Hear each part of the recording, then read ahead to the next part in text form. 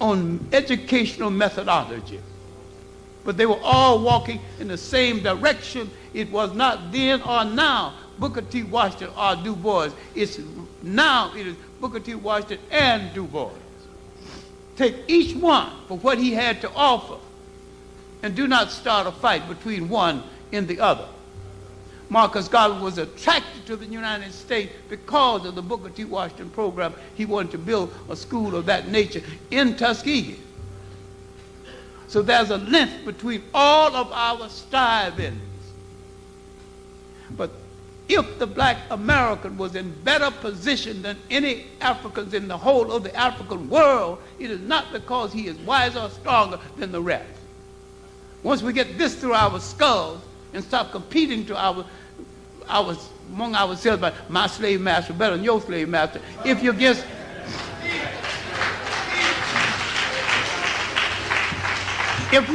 slave masters, then they're no better.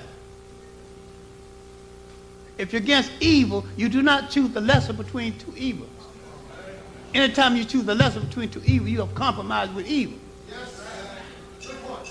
Now, why did I say that the circumstances of oppression in America has given the black American certain advantages that could be used to rescue the African world? Because of the nature of the work we had to do, the attitude of our oppressor leaving us with no illusion that we were a part of him, the things we had to learn or to stay on the earth, we were in a position to rescue Africa. We were the only African people on the earth where Africa get a modern, scientifically trained army. But we had been trained in the basic military techniques essential to the maintenance of a nation, land, air, and sea. We weren't trained to do this for Africa's sake. We were trained to do this for our oppressor's sake. Our oppressor needed us on those ships, at those guns, drilling and fighting his designated enemy.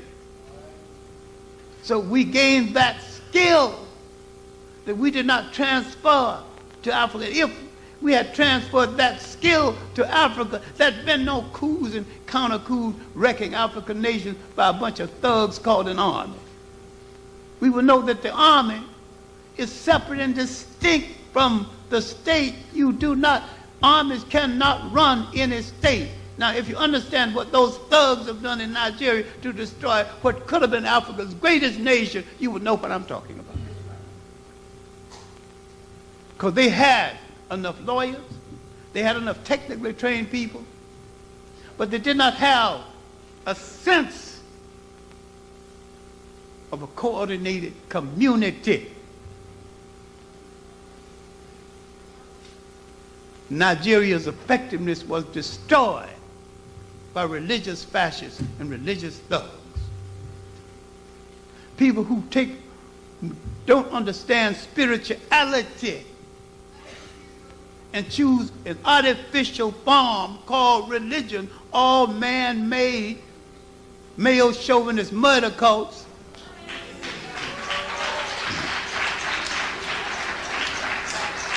You do not have to engage once you understand that, understand the nature of our society in Africa, where the woman had a designated place, while sometimes different from the man, sometimes the same. It was always equal in importance. That's right. Amen. Now you got to imitate someone whose wife had to fight him for a crust of bread in a cave. You want to be like them. Well, your greatest hope is to be like yourself. Your greatest hope was to look into what kind of society you do, what kind of spirituality. How is it that you can build entire societies without one trained judge, because grandpa is the judge? The elders are the judges. Why can you build a society with no woman beating, no child deserting, no teenage pregnancy. How can you build that whole society? Because you've got a built-in morality in the community that lets you know what is permissible and what is not permissible. Before the event of civil law, what we produce is not what you should do. We produce taboos, what you should not do. And once you were clear on what you should not do, you knew what you had to do. You will not desert your family. You will not strike a woman. And you will consult both sides of the family if you had a difference of opinion with your wife. And when you married her, you did not marry just a single human being. You married into a family. And if you dare to lose your sanity and think you're going to raise your hand against her, remember, she's got 100 cousins, 50 uncles. And you got the same thing on your side. Because if you strike her, you have disgraced your family. And your family going to get on you too. So your hand is not going to get up before you take it down. Say, oh my God, what have I done? So we had no domestic court. Because the domestic court was the family itself. The help came from the family itself. The sense of arbitration came from within that family. Now, why people succeed where you fail is that even when they move from that historical place of origin, they take the concept of the family with them. The Chinese would look at another Chinese he ain't never met in his life, but if he's in trouble, he's going to come to his assistance. You're going to walk away.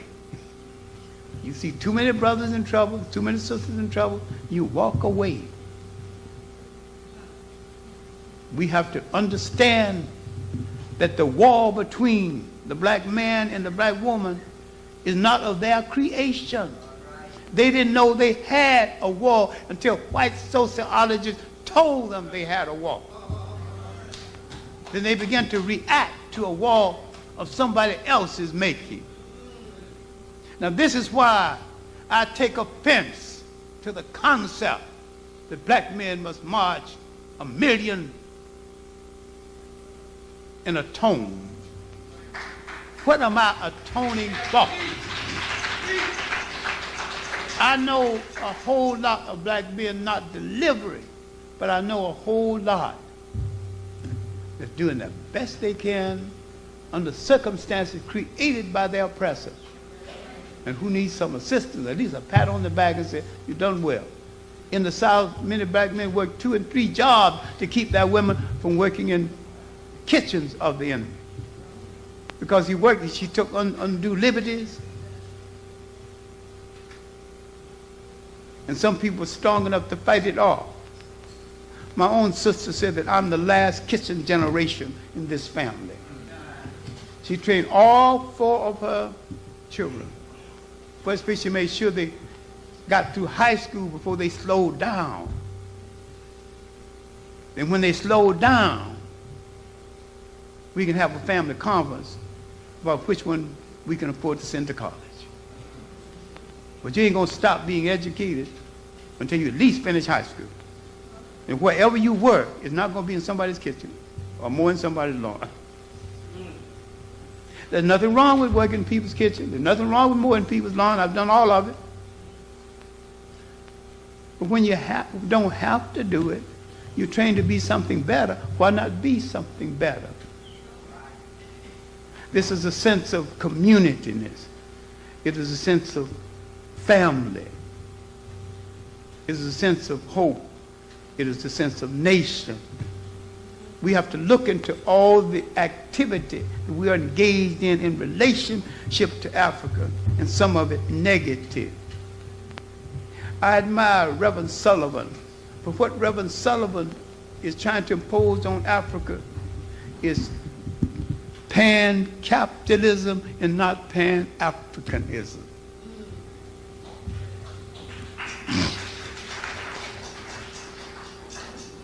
I attended the 50th anniversary of the 5th Pan-African Congress met in Manchester, England, a few months ago.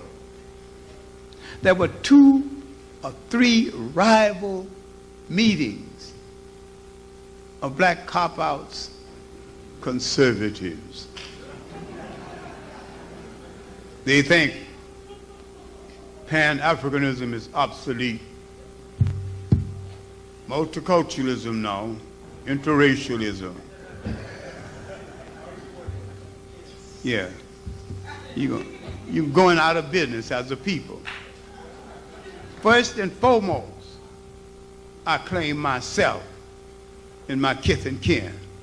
I call that the essential selfishness of survival. Taking care of my kith and kin first and foremost. For this, you have to begin with a mirror and liking what you see. If that's not a friend staring back at you, you have no friend. Maybe thinking about Malcolm X is the time to say something that emphasizes his integrity, and to ask you to please read some sincere work written about him. Most of the recent books on Malcolm X could have been left unwritten. There's some scattered things in it. In the new book on the Million Man March, and read the mission call pulled together by an utter faker, Malina Karenga, who no more invented Ponzi than he invented the air. He took it from a concept in Tanzania. All this is documented now. He went to jail for mutilating black women, and that's documented. Go, you good lawyers or pretended lawyers, go look up the court record. It's all there. He's got only high, yellow, almost white ones in his harem. And his number one is a Mexican with Afro wig.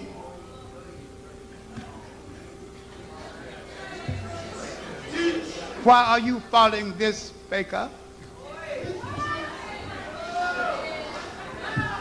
Who not only have an ego problem, but a color problem too.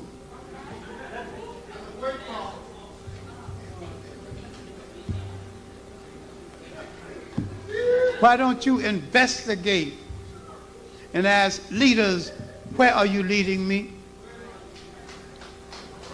I saw him in Africa.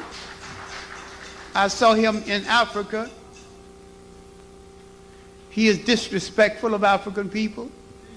In Egypt, he goes into the Holy of Holies, the sacred prayer room of the priest, with his shoes on. Now, I'm going to tell you some of this is not gospel. I saw this. He treated other African people with utter contempt. We got to the bus going to Memphis. He says, why are we going to Memphis? Nothing there. Just tell me how little he knew about Africa. Memphis was one of the world's first metropolis. It was the first city that had a traffic jam.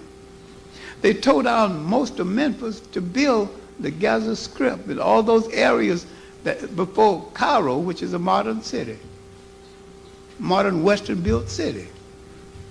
The great temples of Egypt was not built in what we now know as Cairo, built on the outskirts. The pyramids, you never see a pyramid on level ground. It's on ground tilted toward, because